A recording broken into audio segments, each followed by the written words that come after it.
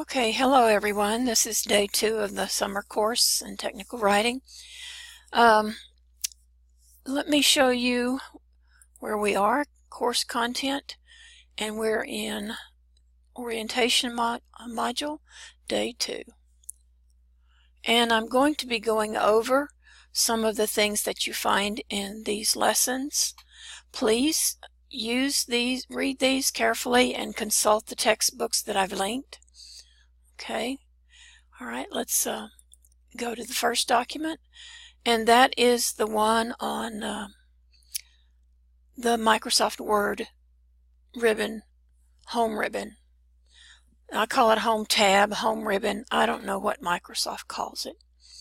You need to become familiar with this because I refer to it a lot and you use it a lot. The font block, the paragraph block, the styles block, you will be using all of those.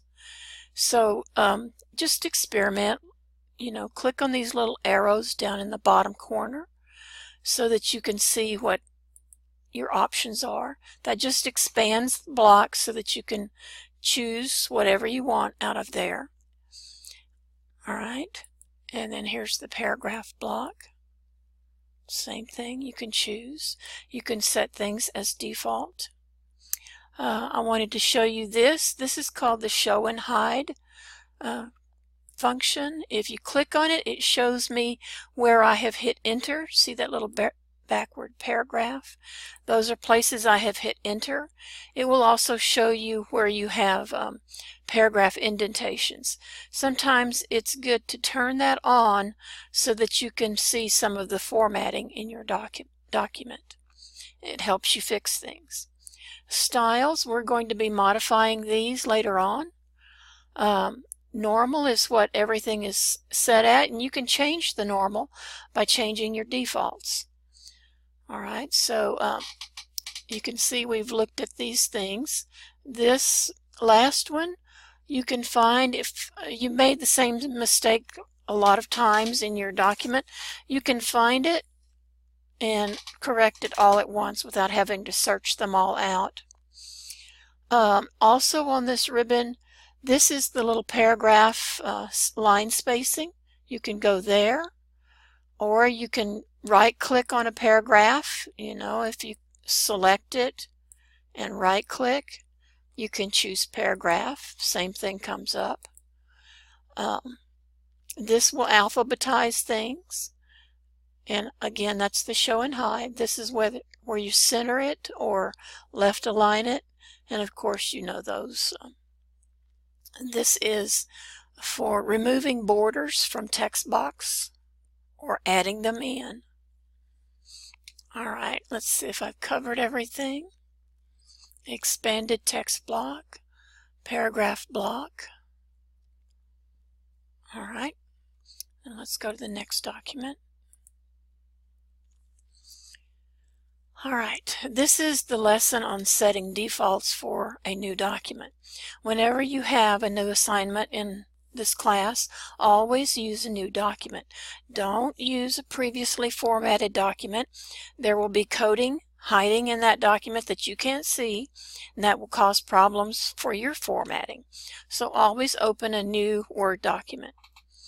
And I need your documents as doc or docx documents. I don't want PDF, and I don't want any other program. It has to be a Word document. On the home ribbon in the font block, we're going to, when we open a new document, we're going to first thing go to the font block and set the defaults. You want Calibri, regular, 12 point, set as default, and then OK. If you have your own computer, when I click OK, set as default, it will ask me this document only, and since I have my own computer, I will say all documents based on normal template and click OK. Then every time you open a document, it will already be set with Calibri. Or Calibri, I think I mispronounced it. Then you want to set the line spacing.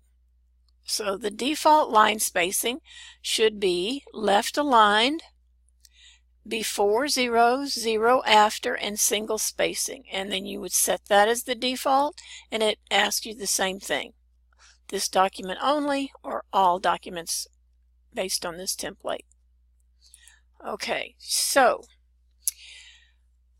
when formatting a document for usability and persuasiveness, using the right font is important. Fonts have personality. Fonts should match your purpose and situation. Most of our work is academic or business oriented, so I require Calibri font.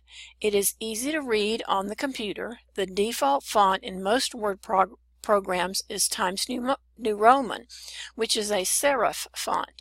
This is a good font if you're going to print your document. Serif fonts have extenders that pull the eye across the line for easier reading. On the computer, however, there's a number of factors that make serif font not the right choice. These extenders add clutter. The computer letters are created with blinking pixels, and the more blinking pixels you have, the harder it is to read quickly. Also, it makes it stand out if you don't have those extenders. Therefore, you should use a serif font for printed text and a non-serif font when you want something to stand out and be read quickly, or when it will be read on a computer screen. This is an example of Times New Roman at 20 point, and you can see the little extenders on every letter.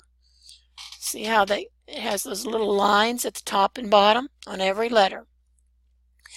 And this is a non-serif font. It's Arial.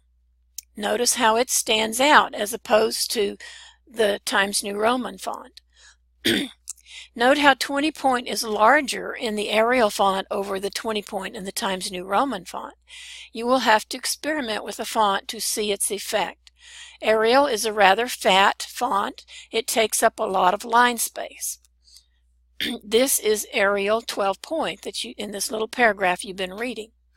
Now I'm using Calibri 12 point, which is also a non-serif font, just like Arial.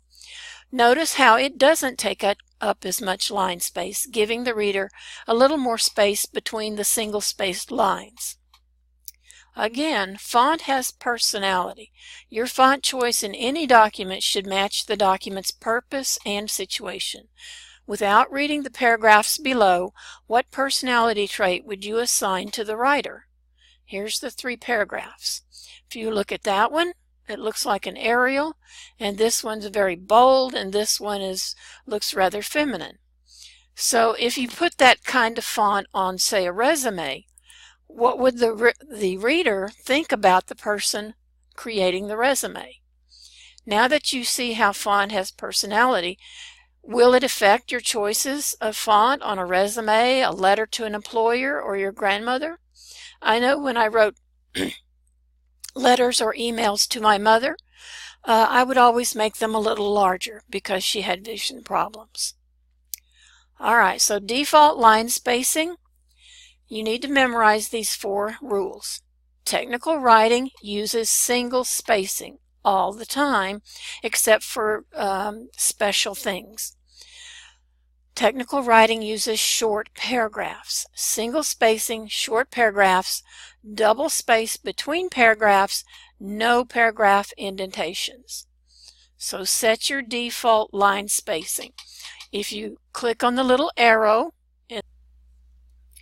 notice in my documents that all my paragraphs are single spaced and not indented, yet nothing seems crowded because I use white space to set things off, and because I use short paragraphs. Between paragraphs I use double spacing. That is what you need to use from now on in this course.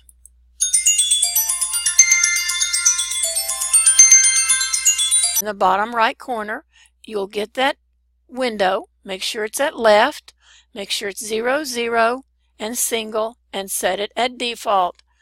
And then once you choose whether just this document or all documents, click OK.